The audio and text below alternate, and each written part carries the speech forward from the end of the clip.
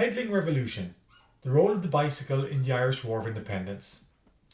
One of the most iconic images of the Irish War of Independence is of Michael Collins wearing a Homburg hat and a long dark overcoat that came past his knees. Beside him is his Rudge Whitworth bicycle, custom made for Collins in 1919. To the observer unfamiliar with Irish history, the picture probably seems unremarkable. Yet it depicts one of the greatest military minds in Irish history, alongside the humble technology that made a successful revolution possible. Of course, the stories about Collins using his bicycle to blend into the civilian background of Dublin as he directed the intelligence efforts of the IRA are legendary. Ned Broy, who was one of Collins's most important informants within the Royal Irish Constabulary, once observed him cycling through Dublin. Broy commented, "He wore a high-quality soft hat, dark grey suit as usual, neatly shaved and with immaculate collar and tie, as always, seeming to be ready for the photographer. His bicycle was of first-class quality and fitted with a lamp and with many other accessories. He looked like a bank clerk or a stockbroker or something in the city, and cycled on as if he owned the street." Collins may have been the most famous cyclist the IRA had, but he was far from the only one. The bicycle was an essential tool of Irish Republicans who sought to overthrow British rule in the country in the early part of the 20th century. In recent years, historians have begun to consider what role mundane technologies like the bicycle played in colonisation and imperial rule. In their article Cycles of Empowerment, the Bicycle and Everyday Technology in Colonial India and Vietnam, David Arnold and Eric de Wald note that bicycles could be implements of the state as colonial administrators, and I quote, agents of surveillance and control, or simply to speed the transmission of messages and commands. However, colonial regimes were unable to monopolise or disinclined to control the use of bicycles. As a result, Arnold and de Wald argue, and I quote, "The bicycle, like many other modern technologies, could serve the interests and ambitions of those who oppose the state as well as those who sought to uphold its authority or promote colonial governments. They could be a weapon in the army of their opponents." And this is exactly what I want to explore in this paper in relation to the Irish War of Independence. Of course, the main reason bicycles were used so frequently by Irish revolutionaries was because they were readily available. And they were readily available because they were relatively cheap. In the 1890s, the cheapest bicycle available would have cost £12, with £18 being more common. But by 1907, the cost of the bicycle had fallen to about £5, which, in the words of Brian Griffin, author of Cycling in Victorian Ireland, made them just about affordable for middle-class families. As the cost of the bicycle fell, their use spread to all parts of Ireland, among all social classes. Sean Gibbons, an IRA commander in Mayo, explained that necessity pushed the adoption of the bicycle for revolutionary purposes. He remembered, and I quote, "Motor cars were expensive, and the volunteers were drawn from a class that could not afford expensive means of travel. A bicycle was about the most we could reach to." Even if one could not afford to purchase a bicycle outright, some sellers allowed customers to pay for one in weekly or monthly payments. Meanwhile, Ned Grogan, a member of the Irish Volunteers in Cashel, recalled that buying a bicycle was a top priority of his unit when he joined in 1917. He wrote that, "We had no arms of any description at the time, but each member paid a weekly subscription of, I think, 3p into an arms and equipment fund. The first item bought with this fund was a new bicycle which was used for dispatch riding. Subsequently, when the funds permitted, we succeeded in buying in Dublin 245 revolvers and some ammunition. Bicycles before bullets, in other words." The most obvious way the Irish Volunteers utilised bicycles was for military operations, usually either to provide scouting reports on enemy movements or to transport men and weapons to the site of an ambush. Indeed, one might go so far as to say that the very first action of the Irish War of Independence was a bike ride. In January of 1919, Irish Volunteers in Tipperary got word that local RIC officers were planning to transfer some gelegenite from the military barracks in Tipperary town to the Solahead Beg quarry about 4 miles away. The local IRA, under the command of Seamus Robinson, decided to ambush the party to seize the explosives for themselves. Unfortunately, they didn't know what day the IRC planned to make this transfer, and they didn't know what road they would take between the barracks and the quarry. Therefore, Robinson made the decision to have his men lie in wait near the vicinity of the quarry for several days until the RIC escort came. Two-wheel transportation was essential for the most important part of the operation. Volunteer Captain Patrick O'Dwyer was charged with monitoring the military barracks in Tipperary town and bringing word of when the convoy was on. O'Dwyer recalled, "There were two roads, the Donahill Road or the Boherkine Road, by which the Gelegenite could be brought to Solohead Beg, and my task for the next few days was to cycle to Tipperary each morning, watch out for the Gelegenite and its escort to leave the military barracks, and then to report back to the others, who awaited my return in a disused quarry at Solohead Beg. For 5 or 6 days, I cycled to Tipperary each morning and returned each evening with nothing to report." Eventually, the RIC made their move. O'Dwyer notes, "My long watch in Tipperary town ended shortly after midday on January 21st, 1919, when I saw a horse and cart driven by a man named James Godfrey, accompanied by a county councillor ganger named Patrick Flynn, and escorted by 2 RIC men leave the military barracks. Seeing that they took the Boherkine Road, I cycled via the Donahill Road back to Solohead Beg, where I reported to Sean Tracy in a disused quarry. The ambush party finally moved into position. Within 30 minutes, the cart, with 2 RIC officers acting as escorts, arrived and were immediately attacked. Both police officers were shot dead in the fighting. O'Dwyer's role as a cycle scout had been vital to the success of the operation.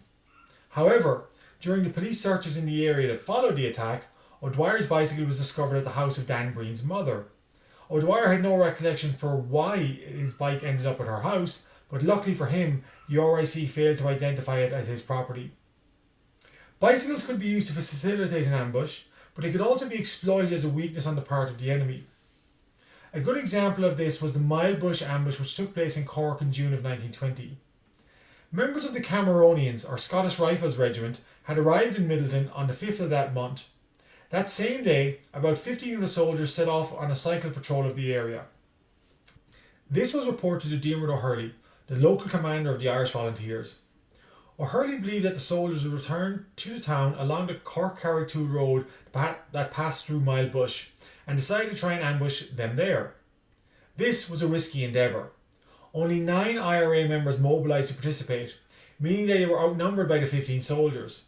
Furthermore, only 2 of the Irish Volunteers actually had guns, whereas all the soldiers carried rifles. For the attack to succeed, careful planning was required.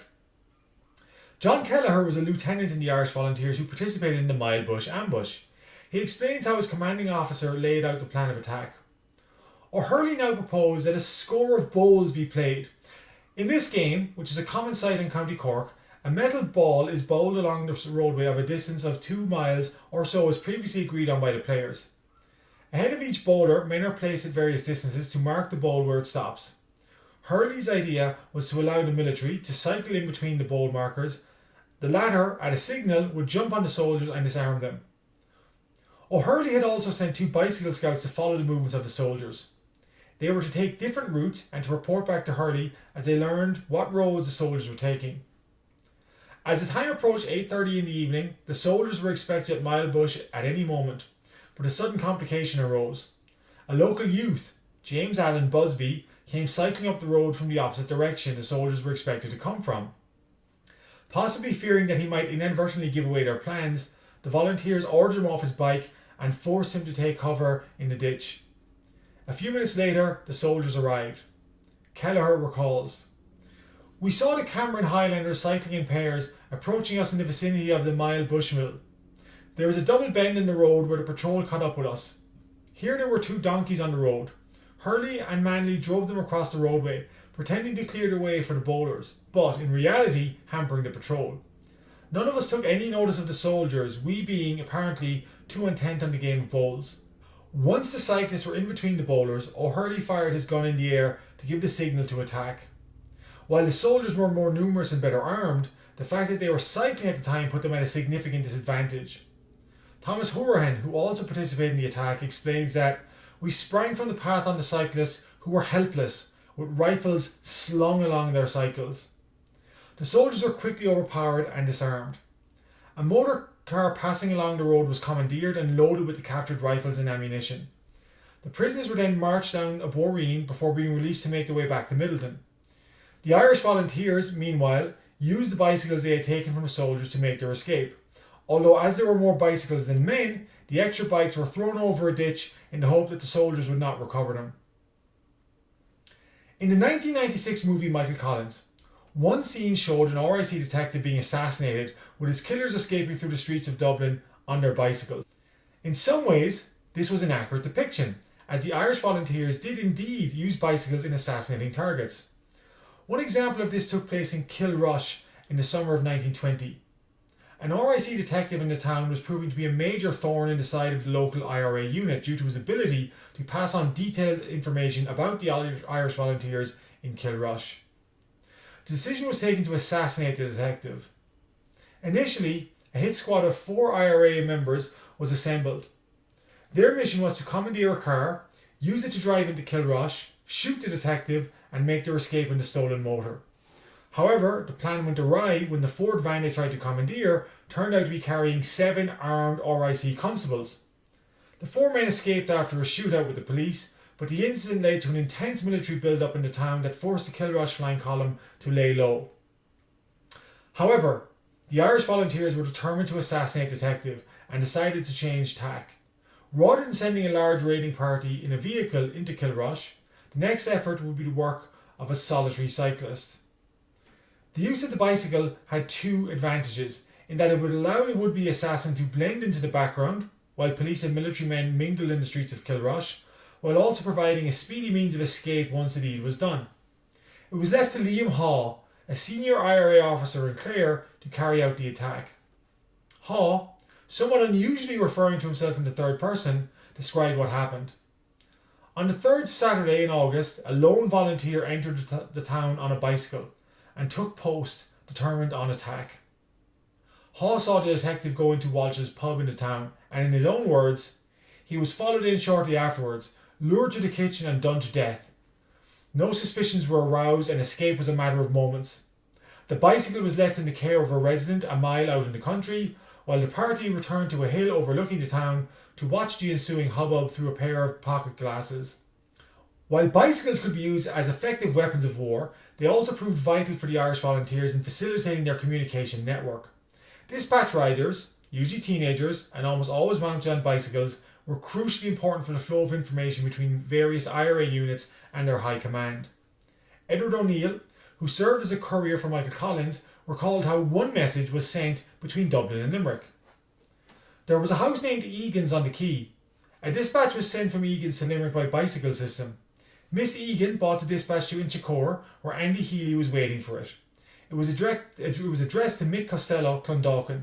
He was not there, but his wife took it and she went on her bicycle to Rathcoole to deliver it to someone else, and in turn it was delivered to another person, and so on until it reached Limerick. It took only 11 hours to have the dispatch delivered to Limerick by this means. Bicycle networks like this existed across the country. Patrick Hearn, a member of Fine Éireann, recalled how a similar system operated in Waterford. Messages could be sent by rail to the train station in Waterford. Once there, they were collected by a volunteer, Tom Galvin, who also worked at the station. Then Galvin, in the words of Hearn, arranged for their immediate transfer to T. McDonald's hairdressing saloon, the Mall, Waterford. At this address, there was a member of our unit on duty every day from 9 a.m. to 8 p.m, equipped with a bicycle, and he immediately set out to deliver the dispatches. This team of cyclists consisted of 4 young lads named John Cullen, John Cunningham, James Rogers, and Joseph Moran, all under 14 years of age. They were briefed every week and one reported for each full day's duty. They were well trained in the topography of the country and knew all the contacts, and it must be credited to them that right through 1920-1921, not one dispatch entrusted to them ever was either delayed or non-delivered. As noted, the dispatch riders were often in their early teens and the work could be arduous and dangerous. James Kavanagh, who was a Dáil official during the conflict, remembered that the dispatch riders, and I quote, worked very hard for long hours, very often till long after curfew, and I heard of one of them, when caught out by the Thames, receiving very rough treatment.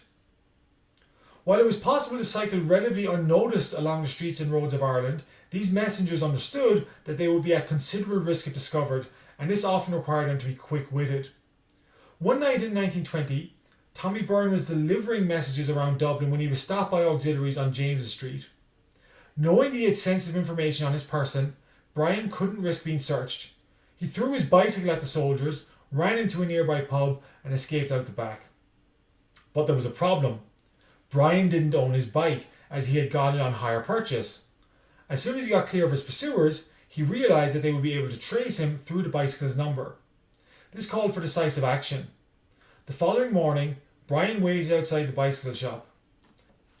As soon as it opened, he walked in with a gun and demanded all of the store's records. After explaining the situation, Brian was given the page with the record of his transaction. He then left the shop, but not before promising to eventually pay for the bicycle in full. A couple of hours later, the auxiliaries arrived at the store. When they were told what had happened that morning, one of them laughed and said, "He deserved to get away with it." Another dispatch rider who had a lucky escape was Sean Saunders, who served as a courier for James Kavanagh. One day, Saunders was cycling through Dublin with numerous Dáil papers on the carrier of his bicycle. As he turned the corner onto Palace Street, the papers slipped off his carrier and scattered around the street. Disastrously, as far as Saunders was concerned, a group of black and tan officers happened to be standing on the corner as the papers flew loose. Saunders kept his cool, however, and began to pick up the papers. The officers, taking pity on the young lad rushing to gather his strewn documents, came to his aid and helped him pick them up. Luckily for Saunders, they didn't look closely at what exactly these papers were. With this kind assistance, Saunders was able to recover all of the documents and continue, unscathed, on his mission. Of course, the British authorities were aware of the value of bicycles to Republican efforts and attempted to rein in their use for revolutionary purposes.